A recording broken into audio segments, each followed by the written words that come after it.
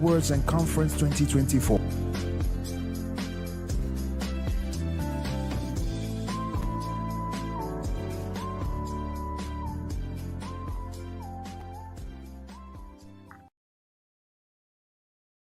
Good morning, thank God it's Friday on your station, your breakfast show, Linda Inside Nigeria, brought to your leadership television.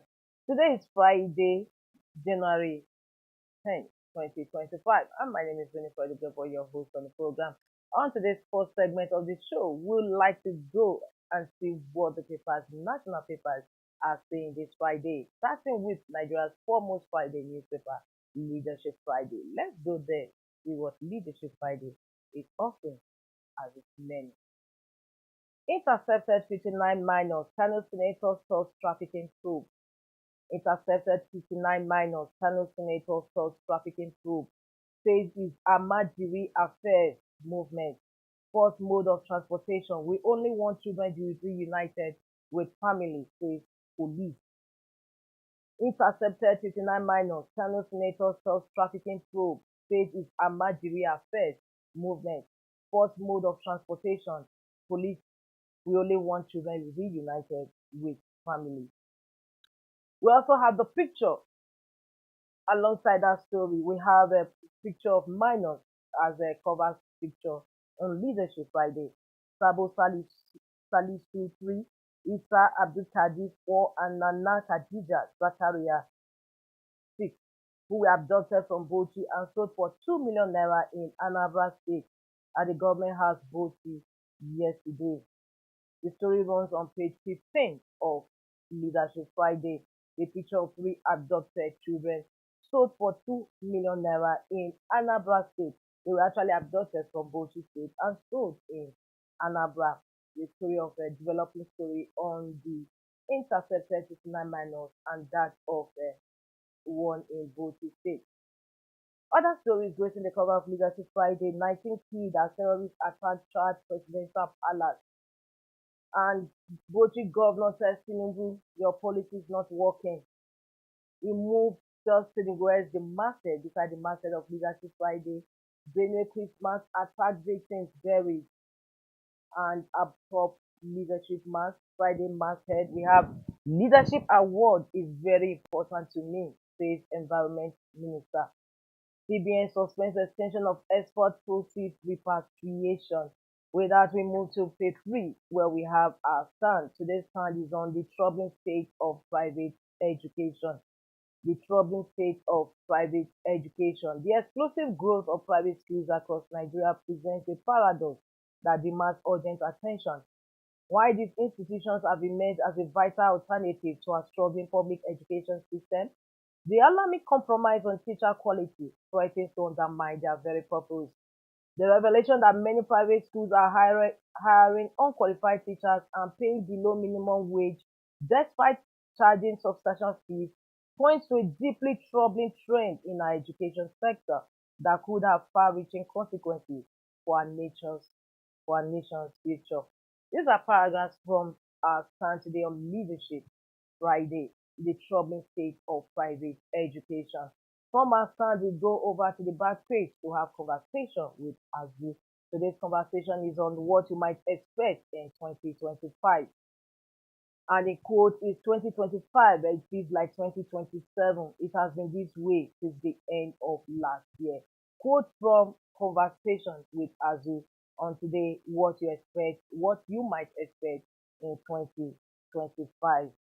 Is on that note, we bring to a close the review of front headline stories, back page, and our stand on today's Leadership Friday. For more, log on to www.leadership.ng. We move over to the next on our lineup, and that is The Punch. The Punch says Nigeria-China plan collaboration on military training and production. China announces CN his currency 1 billion naira grant for Nigeria, orders to train over 7,000 military personnel. That's the leading story on The Punch. Other stories gracing the cover, we have Biden, Trump orders pay tribute as US buries Qatar. We have the pictures of the burial on as cover picture on The Punch. PDP Okpebolo disagree over 83 billion naira diversion by local government chairman. Man jailed 2 years for defrauding American of $345,000. Bandits displaced 1,000 Benue households in 11 days earlier, the governor of Benue State. Senate grieves finance minister over subsidy savings. General Hydrocarbons account frozen amid $225 million debt dispute with First Bank. General Hydrocarbons accounts frozen amid $225 million debt dispute with First Bank. Power stagnates at 4,500 megawatts despite $3.23 billion loan. These are front headline stories today on the Punch newspaper. For more, log on to the website of the Punch. We move to the next paper on our menu, and that is Vanguard. Vanguard's main headline story says, of course, it's also in black, depicting the mood of the story. It says, insecurity, Nigerians lose loved ones, now live in fear. Mass abductions characterized 2024. Northeast ranked highest.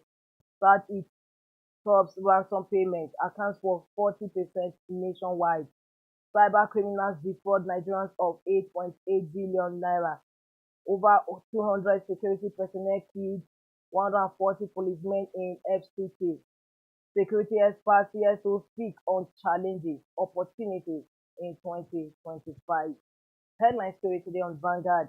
Of course, the feature black depicts the mood of the story. Nigerians lose loved ones, now live in fear. Mass abductions characterized 2024. Northeast ranked highest. Southeast tops ransom payment, accounts for 40% nationwide. Cyber criminals defraud Nigerians of 8.8 billion naira. Over 200 security personnel killed, 140 policemen in FCT.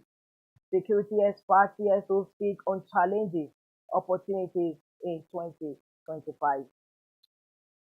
HMPV, no serious threat for now, NDCC assures Nigerians. Tinubu orders probe into soldiers killing in Borno Army base attack. Budget defense, AD sees closed door session on fuel subsidy proceeds. The second leading story today on Vanguard. Budget defense, AD sees closed door session on fuel subsidy proceeds. Chadian capital calm after deadly presidential palace attack. Cold mocker APC responsible if harm befalls Obi, Labour Party caretaker chairman. In sports, shocker, Chelsea are coach, Algerian club insists.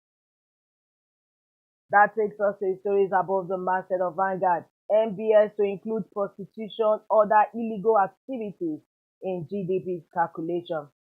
That is the National Bureau of Statistics to include prostitution, other illegal activities in GDP calculation. Bloody January, insecurity accident, Ifeno claimed 242 lives in 8 days. Tinubu seeks increase in currency swap between Nigeria and China. That concludes review of front headline stories on Vanguard newspaper this Friday, January 10, 2025. For continuation of these headline stories, log on to the website of Vanguard. The next paper on our lineup today for review on this first segment of the show is The Guardian. Guardian's main headline story is on health issue, and it says federal seeks nutrition, health concerns over affordability, safety, quality of infant meals. It's a big story that runs on pages 4 and 5 of the paper. Federal treats nutrition, health concerns over affordability, safety, quality of infant meals. Senate erupts as Edo seeks executive session on fuel subsidy proceeds. Budget for 2025 budget demands breakdown of third fund NJC allocations. Court summons Minister AGF over expatriate levy implementation. Boundary federal government seeks for peace as Abia Cross River renew hostilities. MBS to unveil rebased GDP this month, takes 2019 as base year. And just beneath the masthead of The Guardian, insecurity, Afenifere allows Southwest governors as experts tackle federal government on terrorism funding. Lagos lowers FAC expectations, targets 2.3 trillion naira IGR. Northern group seek reopening of land borders. This story is on page 7 of The Guardian. Northern group seek reopening of land borders. That also concludes the review of front headline stories on The Guardian this Friday, January 10, 2025. For continuation of these headline stories, log on to the website of The Guardian, www.guardian.ng. From The Guardian, we move over to the last paper we have on our menu, and that is Blueprint. Blueprint says Tinubu seeks increase in $2 billion China-Nigeria currency swap. Says $550 billion pledge to Africa's infrastructure inadequate. Nigeria will domesticate production of military equipment. Minister, we won't tolerate foreign interference in Africa. Coming from China, I'll take that leading story once again. Tinubu seeks increase in $2 billion China-Nigeria currency swap. Says $50 billion pledge to Africa's infrastructure inadequate. Nigeria will domesticate production of military equipment. Minister, and China says we won't tolerate foreign interference in Africa. The second leading story on Blueprint newspaper this Friday, NANS tackles ministers' MDAs at 2025 budget defense. NOA NAN to represent budgetary proposals. I'll take that again. NANS tackles ministers' MDAs, that is ministries, departments, and agencies at 2025 budget defense. NOA NAN to represent budgetary proposals. While Governor Yusuf says Ganduje, my performance will speak for me. That is the Kano State Governor, Abba Yusuf, says Ganduje, my performance will speak for me. Equity market gains 793 billion naira. Teacher arraigned over alleged assault on Lagos Trophy. The story is on page 18 of Blueprint newspaper. Teacher arraigned over alleged assault on Lagos Trophy. 2025, Nigerians want federal government to prioritize agri-economic security. Coming from poll. Northern stakeholders demand VAT reduction to 3%. Seek relocation of headquarters of banks, telecoms to Abuja. Just beneath the masthead of Blueprint news, 19 terrorists killed as Boko Haram attacks Chad's presidential palace. British pound sterling falls to 1-year low amidst fiscal inflation concerns. And in sports, NSC massive posting rocks Federation. And the last story gracing the cover of Blueprint is above the masthead. Customs Interior Minister AGF over proposed expatriate tax regime. The story is on page 6 of Blueprint. And for continuation of these headline stories, inside stories, log on to the website of Blueprint, www.blueprint.ng. It's also on that note to bring to a close the first half of this segment today, Inside Nigeria. Don't forget to join us for the second half of the program with our guest joining us shortly. Don't go away. Stay tuned. Get ready for the Leadership Awards and Conference 2024. Join us as we celebrate excellence across various fields, honoring those who've made remarkable impacts. Award categories include Person of the Year, Quinquennial Award for Governance and Infrastructure, Governors of the Year, Business Person of the Year, and many more. Stay updated by following us on social media and visiting our website, leadership.ng. For sponsorship and inquiries, contact us today. Leadership Award and Conference 2024, celebrating excellence, inspiring the future.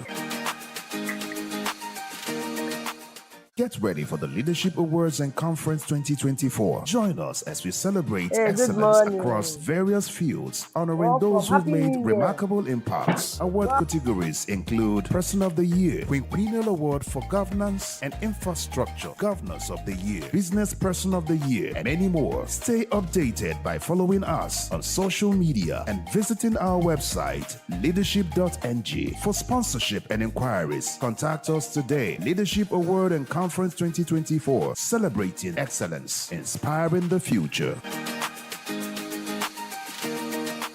Get ready for the Leadership Awards and Conference 2024. Join us as we celebrate excellence across various fields, honoring those who've made remarkable impacts. Award categories include Person of the Year, Quinquennial Award for Governance and Infrastructure, Governors of the Year, Business Person of the Year, and many more. Stay updated by following us on social media and visiting our website, leadership.ng. For sponsorship and inquiries, contact us today. Leadership Award and Conference Conference 2024, celebrating excellence, inspiring the future.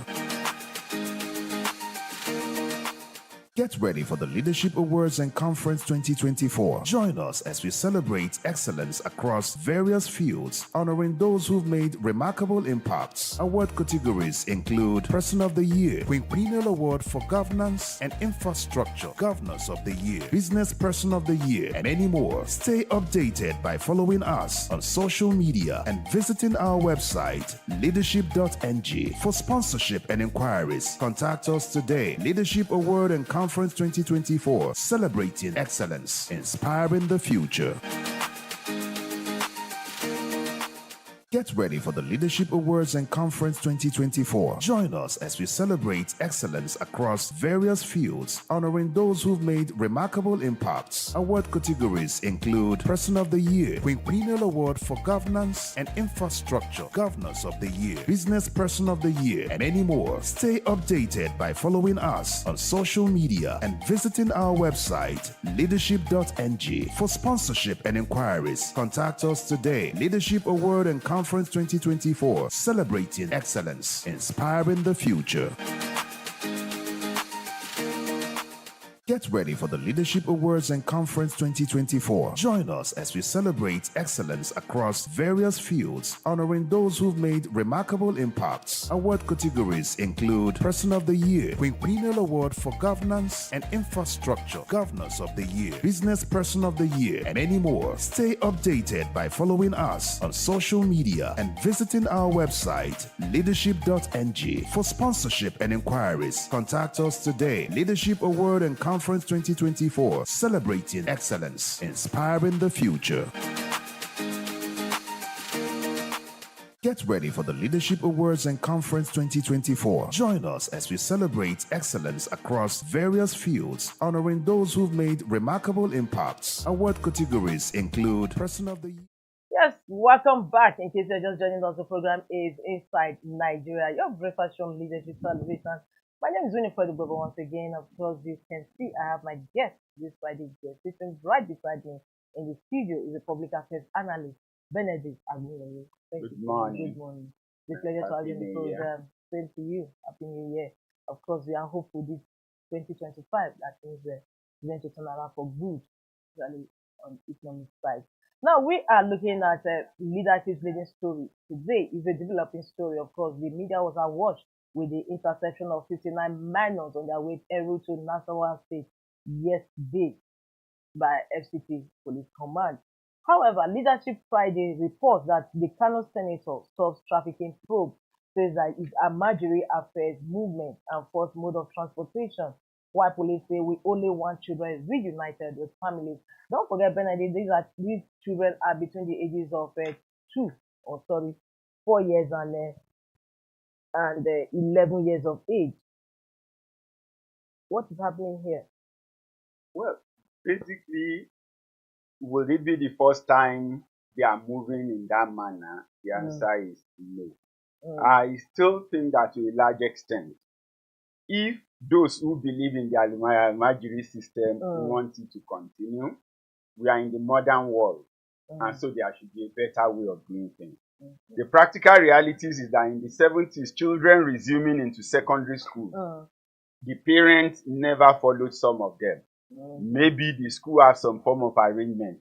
I used to know that an institution like the Nigerian military schools area had maybe a train arrangement where the parents take their children to the nearest train station. A coach has been booked by the school, and so you drop them there, and then the school pick them up when they arrive in Zaria. So the practical reality is you can send children, but there has to be a proper note. There has to be a proper coordination. We cannot continue to run in the 21st century the way things were done in the 20th or the 19th century. So I think the mode of just packing the children on their own is not right. If indeed you think they are going for Almajiri, the parents in modern time for the first trip should actually follow them to wherever the school is and ensure that the children are properly handed over. Not that they find a driver on the road, they jump in. Sometimes they don't even have the transport fares. and then the driver is at the mercy of giving them food on the road and taking them to where they are going. Of course, for the senator intervening, I would expect that if he indeed believes in the system, not just stopping this case, but ensuring that future situations, particularly from his own senatorial district, is properly coordinated, and you can give us an account to show that this is where these children are going, these are the parents sending them, and this is the transaction, and this is the purpose. So that wherever they get on the way, the driver should be able to show a list. This is the manifest of the children that are with me, and their parents have signed that they are going to so and so institution or so and so Islamic foundation in this state. And so that becomes like a right of way and becomes the first point to track them. All right, but my question is, Benedict, is the fact that Nigeria obviously seems to be waging a futile war against the Amajiris, because if you know, Nigeria contributes about highest rate to out-of-school children in the world. Nigeria presently has over 20 million out-of-school children in the country. So that due to insecurity reasons and for cultural reasons. And at this time that the federal government is trying to accommodate, absorb, and make sure and tackle the issue of Amajiri, the situation still persists. You can imagine a senator coming out to say that this children is this so-called abduction of these children as a peculiarity, they are Amajiri. Well, clearly, we have issues of out-of-school children. Yes. For me, Almajiri is just one of them. There are those who are also not Almajiris and are not in school. There is no state in Nigeria with 0% out-of-school children. So whether it's Lagos or it's Anambra, they still have children who are in the market when they should be in the school. So if we are going to deal with out-of-school children, there has to be a proper procedure to ensure that, okay, basic education is there. Are we making it free? Are we, when the free feeding and the rest came up, part of it was to encourage the children to go to school. So are the school free? Can you issue them uniform? What are the other things that need to be done to ensure that these children are well catered for? What can we do to make sure that the child is interested in going to school and in reading? When you come to the Almajiri practice, we've had a number of schools in the past which had been abandoned or which were not properly. Some of the states in the north said, well, federal government made the announcement. They located and did foundation, but they wanted us to go and use our funds to run it. We do not have enough funds. Whatever the case are or where the blame goes, we really don't care at this moment. What should be done is, we heard the NNPC GMB saying he started as an Almajiri. So it tells you, therefore, that to an extent, condemning or throwing it out may not work. But you need to modify it. Because it's a cultural thing, it's an idea. If I may chip in, his own case has his own peculiarity. Obviously, he also had the support and wherewithal to ensure that he proceeded further. Then we have cases of Amajiri that have not, and at the end of the day, one is even going to say that most of them contribute to the insecurity, to insurgency that we are having in the country today. Yeah, what I'm saying is simple. He passed through it. So his own case, he passed through it and is someone today. A lot of others passed through it, and today they are also better. But what we are saying is, for the majority of the people, bring in the Almajiri school, bring in a process of registration. Let's have a national database that shows us who are the students in regular school, who are the students in Almajiri school. Review the culture. It's a cultural practice. Yes, it's an idea. So you don't kill idea with legislation. Yes. No, you understand, study the process, understand it, and then let's put processes in place to ensure that these children are not released into bad hands, that these children are taken care of, that this Almajiri system has a support system. It's an idea. Let the idea have a support system. However, that keeps the children. If I also intervene, don't forget that it's one thing to have processes or to put systems in place. There's another thing for the people actually who the systems or processes and policies are made for to embrace it. Don't forget that the former president, Goodluck Ebele Jonathan, actually set up Amajiri schools in the north, yet these schools were left to follow and they were not embraced. Yeah, like we were saying, some states did say something about the school.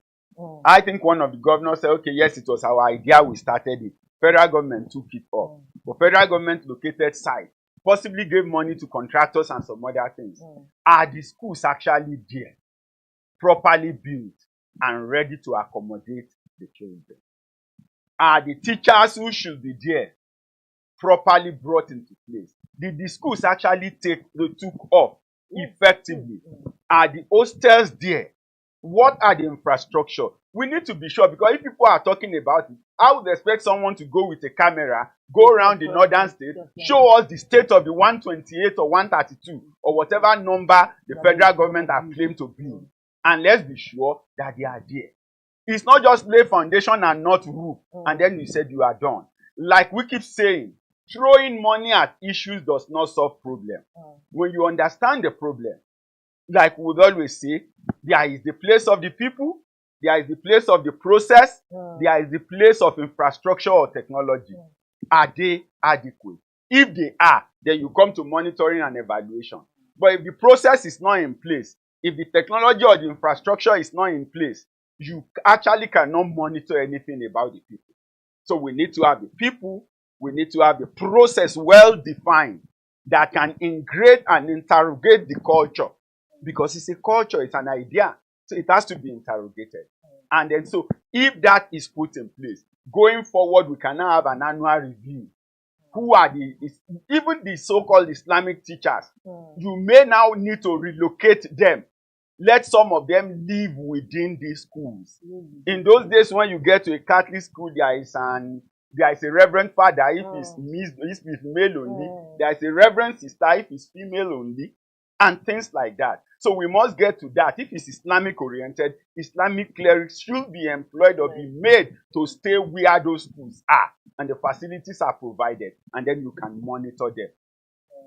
Thank you so much. Now, still on the issue of abduction, especially on the child trafficking, you agree with me that the rate has really skyrocketed over the years. Like the picture that leadership also has as a cover story.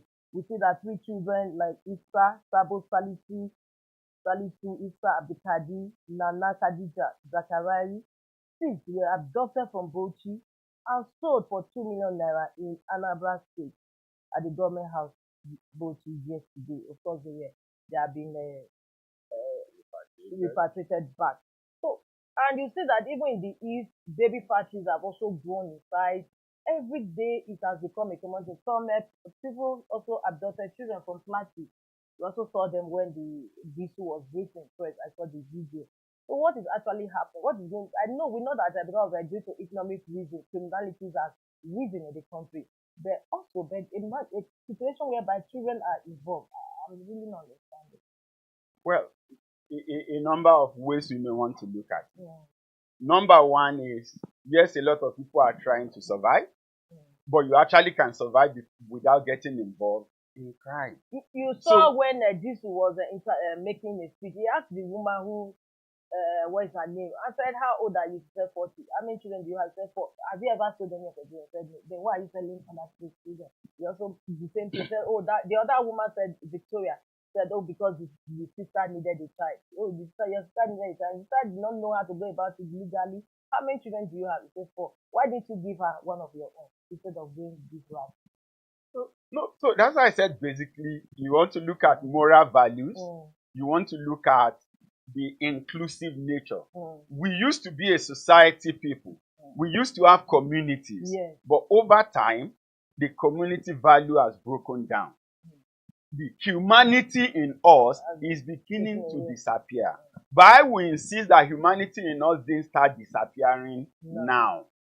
From when we took up perhaps the presidential system of government in 1999 and 1979, humanity in us has been thrown away.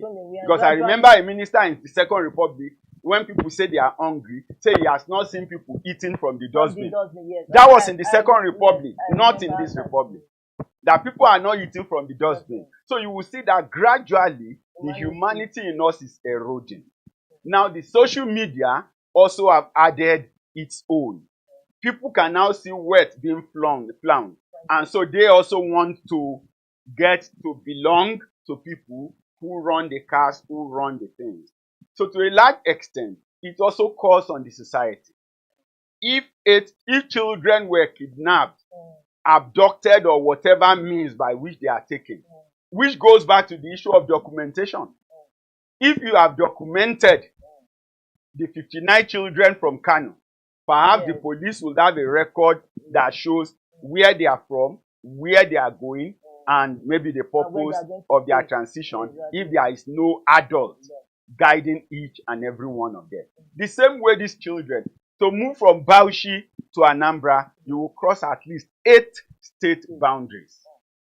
It's minimum of 8 for you to get to Anambra from Bauchi. So when you do that, and then with all the checkpoints, and this was not detected, it tells you what exactly are we checking on the road. Because if the number of children in the vehicle are more than the adults, you need to ask questions. We need to be sure if some of these children are actually with their parents, and if they are not, there should be measure of verification. But that is not being done, and that's why this can happen easily. That's why it can happen easily. So definitely there are people who want to commit crime. There are those who are supposed to detect crime. There are those who are supposed to prevent crime. So I think that if everybody begins to sit down on the road and in the offices and do their basic job, some of these things will not happen. And when they happen, there should be a short-term prosecution. We don't need the case to stay in court forever. You have your evidence within 2 to 3 months maximum. The judgment is passed. Those who are complicit are given adequate punishment. But because people can keep the case in court forever, get bail, stay in their house, and even continue the business to raise more money, then they really don't show. Until there is consequences for action, and people are punished for their failures. People are punished for their failures. As far as I'm concerned, those who were on patrol, if we can get the date that these children moved from Bauchi to Anambra, people were on patrol and checkpoints on the route that they took should be questioned for the event of that day. Except they are claiming that they disappeared from Bauchi and appeared in Anambra. If they do not, then everybody on the route, on the days that the trip happened, according to the perpetrator of the crime, should be asked questions.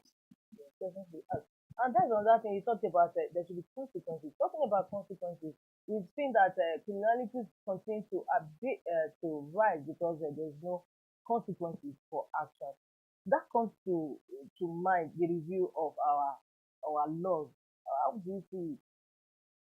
We are having cases of cases in court that has spanned years and years. Like only recently, was it just in December that Supreme Court finally ruled on this betting game of chance? After how many years? Remember the case was taken to court during Fashola time, as governor of Lagos State, and after how many years the Supreme Court finally ruled on that. So perhaps this one is also giving cases because of a backlog of cases and no review of judicial law to criminality in this time. Well, I think we are reviewing laws, we are reviewing court procedures, but I also think that we may want to borrow a leaf from some other jurisdictions. Ghana is not far from us. The Ghana High Court is separated in some ways. There are high courts that they call commercial litigation. There is civil court. There is land court. And there is criminal high court. So by the time you do that, it means that the judges can actually become some form of specialty. In Nigeria, you are going to possibly need an additional court that will be for financial crimes. Remember, you are going to need also ruled on that land in Lagos. What's the name?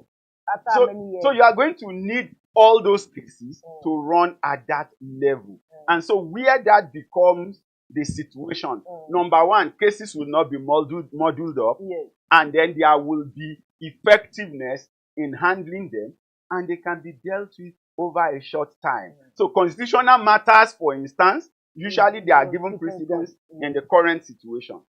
Constitutional matters as well as election matters should possibly have a court that deals with them. So not that there are cases in the High Court and then you pull the judges away to go and deal with election matters, and for up to 6 to 8 months, cases are stalled that have been assigned to their respective courts.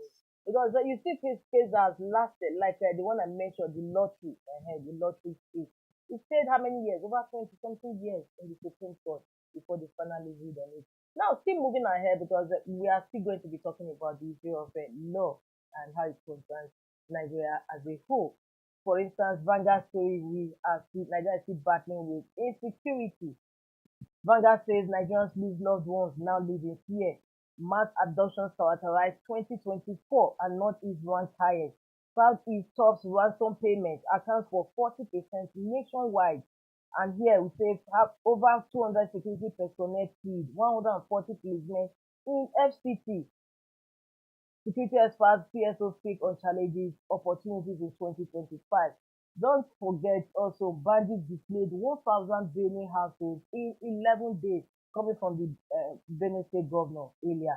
And leadership also captured that Benue Christmas attack victims buried. The story is on page 28 of Leadership Friday. What is happening here? The state of insecurity has refused to abate, even when we had a retired Major General as head of state, talking about Muhammadu Buhari. Well, basically, if it comes to insecurity, we say security is everybody's business. Yes. That is the way exactly that it is. But have we allowed everybody to participate the way they should? I will keep advocating. What is our security architecture like? What position have we given to the traders? What position have we given to the farmers? What position have we given to herders? What position have we given to hunters? These are non-state actors, but these 5 people are perpetually on our road and in our bushes. So sometimes they see more than the regular policeman or civil defense can see. But what is the situation that we have created for these 5 people, and maybe the fishermen, who are always on ground and crawling around all the fringes of the nation to escalate whatsoever they see without being dealt with by the criminals? So there has to be a system by which information can flow and flow effectively to the center. But the truth also is that in a lot of places across the nation as we speak, even in FCT, there are places without telephone network. So how do you expect someone who is attacked somewhere in Buhari local government where there is no telephone network, how does he reach the state agent?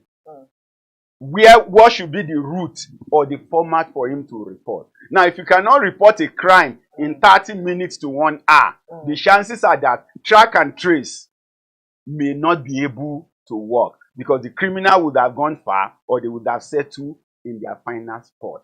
So we need to look at it beyond the state agents. We need to look at it from, yes, what information are we gathering? How are we managing this information? Through what channels are we deploying them? How are we building intelligence based on the information? And then what are our response strategies? We should not just be building operational capacity without building intelligence capacity, without building information gathering capacity. It's not all information that will lead to intelligence. But if your information gathering is low, the level of intelligence and reasoning will also be low. So decisions can only be made when you have the right and appropriate information. So we need to create that channel. Where there is no network, how will the people communicate? That question must be answered. That when you see something, you say something. But however, we all know that in Nigeria, we pray that things change. When you see something and say something, like many people have lost their life because we still have a 5th columnist in the security agencies that actually go and rat on you and tell the criminal that so and so came and reported you. Like we also read about a lady that was killed in one of the estates in Abuja. She gave information to police that she saw some criminal elements close to her there, and the police went around and her. Those people came, raped her, and killed her at the end of the day in her apartment. No, that's why I said So many you cases need to banned. create a path Such by cases are which banned. an informant reports and can leave you feeling safe. So it could be a means. Now, even in court system in some countries, right now in court recording system, I think I do a bit of study of that. Yes. There is what you call anonymity witness. Yes. So you put the fellow down. So you put the fellow down. You put in a camera before him. The camera can capture him correctly, capture the voice. But when anybody is listening, the voice has been modulated and the picture has been changed, so that you don't recognize the face, nor do you recognize the voice, no matter how close you have been to such individual. If you have such system in place, right, and you have other means by which who people can report to that can protect their identity, then we'll get more information. But like I said, that is for people on the street. The people in the bushes, a lot of the bushes are ungoverned. Some of these bandits you're talking about in some of the villages where they operate, those villagers only know the bandits as even the real government. Because the only time they see politicians is during election. Once elections are over, they are expecting them again after 4 years. So the month to month, what they see more is the bandits who are acting. So we should also be looking at a case where the security system can infiltrate the villages. You know, a few days ago, the Ogun State, sorry, I said Ogun State governor. Yes, Makinde raised the alarm. Oyo State governor. Makinde raised the alarm that bandits were, influx of bandits were coming to the state, and that even few days previously, when he had his birthday, he got report that they were camped just close to the venue where he was. So what can be done? I said these bandits are influenced from even northwest, and they are coming straight to Oyo. For Makinde, yes, he might have information, but the reality is this. Anybody moving from the northwest to Oyo needed not less than 10 hours. They must necessarily run through Niger and be inside Niger for at least 5 hours to cross to Kwara before they can get to Osun, before they come into Oyo. So if you are saying you have them in Oyo, that means they must have crossed several checkpoints before they get into your destiny. And rather than come on air to tell us that, I believe that he should have communicated that to the state agents and have the camp raided before we are hearing it on air. When he's saying it on air, some of the bandits have sophisticated equipment to hear, okay, the governor already know we are here. So they either prepare for attack or they relocate. And when the security forces get there, they won't need them. So I think at his level, he shouldn't be saying anything like that, except he had already taken mitigative action. So he tells us also that something is wrong with how our leaders handle information that gets to them. They should pass it to people who can profile intelligence and ensure that actions are taken. Yes, actions are taken, which is supposed to be the right step in the right direction. However, we all know that even though they are governors in their respective states, they are not also the head of he's the chief security officer of the state. But you know how it goes. He cannot just delegate. Remember? No, he can call a security council meeting in the state and discuss that matter. He cannot instruct. Hold on, man. He cannot instruct the IG, for instance, right? But he can call security meeting in his state. If he does that, the commissioner of police will attend.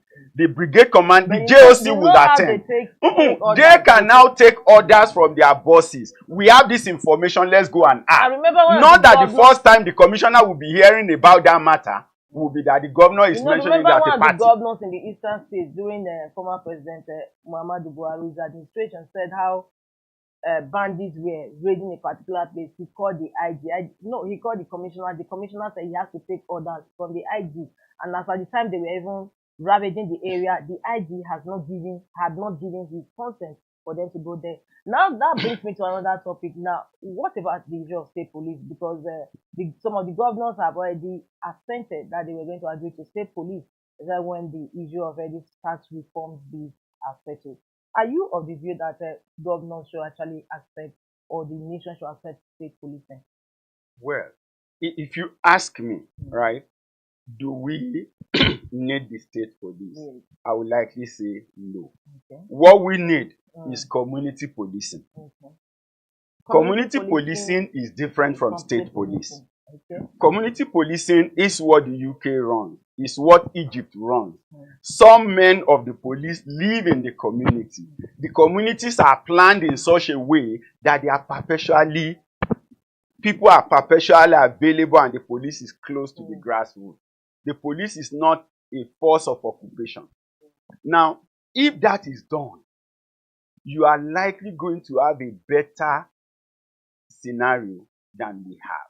What we are talking today about the federal police. Okay, if you go back to the case of the governor, I know the governor you are referring to. Okay. That governor had an AOC in his territory, has 2 military bases, powerful military base in his territory, has a police AIG in his territory.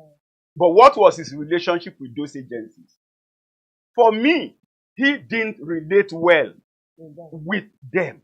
Otherwise, I see no reason why a Makurdi, for instance, or anywhere close there, where you have the Tactical Air Command, you have the headquarters of the Army Engineers, you have Paratrooper Battalion, you have Zone 4 Police, you have everybody in Makurdi. The state should not be so handicapped. I think that something is still wrong with the relationship between the state and the community, and the state, the governor is the host. If he had related well with them, before, like I keep saying, the press should not be the first to know about a security challenge. It should be those who are concerned, and get them incorporated to see how actions can be taken. Sometimes they will even be in position to advise you, and I might not be able to say this. But if you say this to the president or to this person, instruction will quickly come from above. Why I am doing my own from under. But what was his strategy in place? More often than not, he was always abusing the president at the time. So if you are abusing the president, you don't expect quick response from his guys. The governor was from the south. Any governor should, even in the southeast, Enugu has a JOC. From the southeast. Enugu had a JOC. Abia has a police zonal command.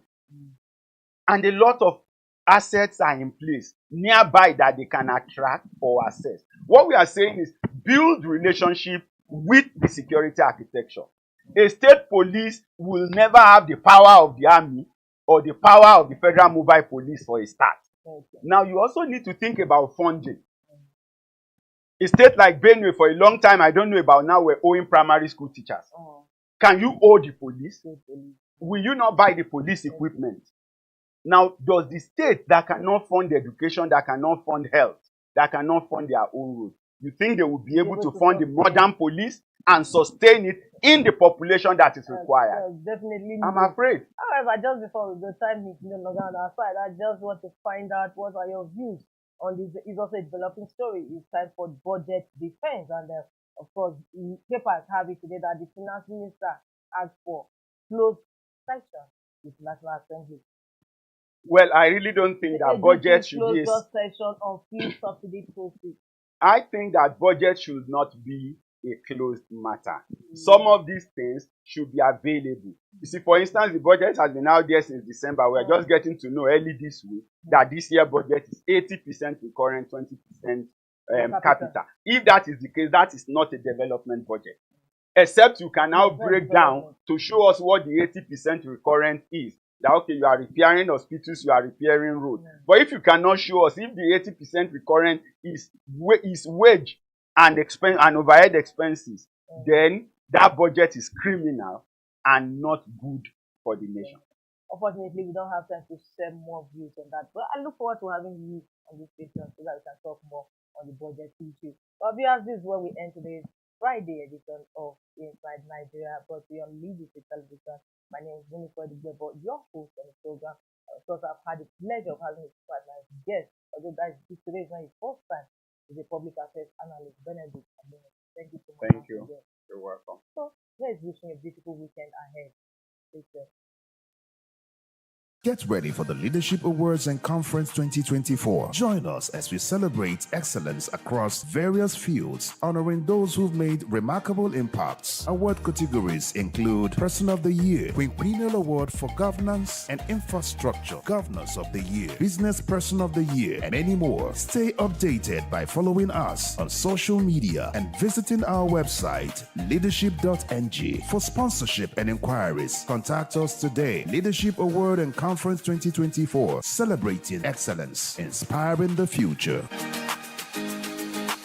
For watching, for sponsorship and advert placements, please contact 080-3688-6158. Last Word Leadership Podcast Studio. You have the last word.